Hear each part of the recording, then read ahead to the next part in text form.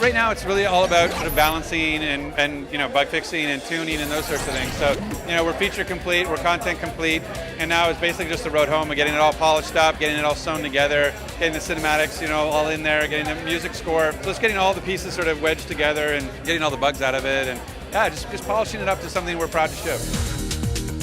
The locusts never do anything normal, so it's always about how can they do something with some kind of creature in the way that, the Brumok being a tank and that kind of stuff, and the Reavers being their sort of, air support.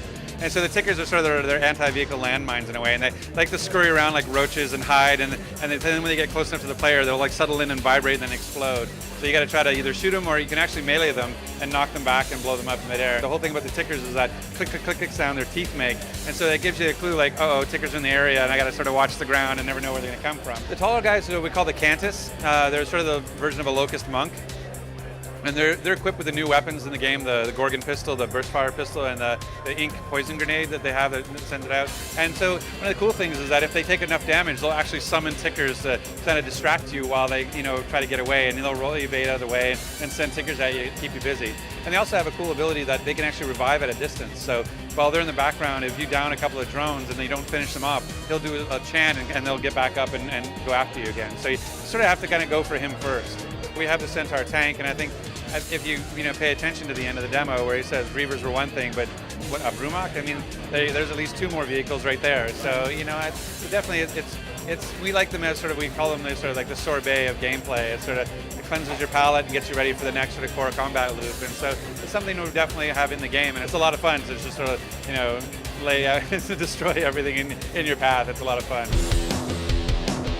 And the big thing for us for co-op is like when you look at co-op, we feel like there's a threshold where you can actually break the game by having too many people involved. You can get in and all of a sudden there's like story events being fired off and bosses getting killed, and you're like, I was just picking up a gun and now we're on to the next cinematic. Like, what happened? I don't understand, right?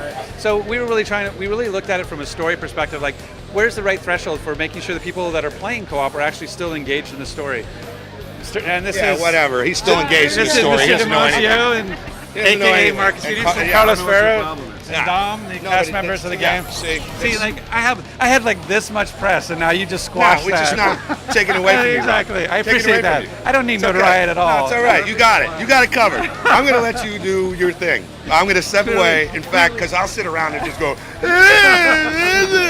because you're known for not being able to talk. That's true. I'm known for not being able to say a word. Absolutely. Give an exclusive. I've changed my name to Dominic Santiago legally.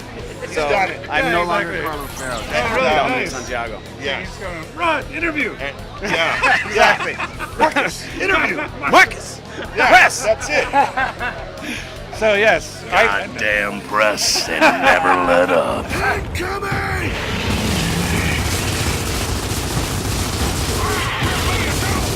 It's hard to believe, but you can actually have too many players involved in the story when you're trying to tell a story. And so, bosses are getting killed, mission objectives are happening, cinematics are getting kicked off, and you're like collecting ammo and stuff. You don't really know what's going on.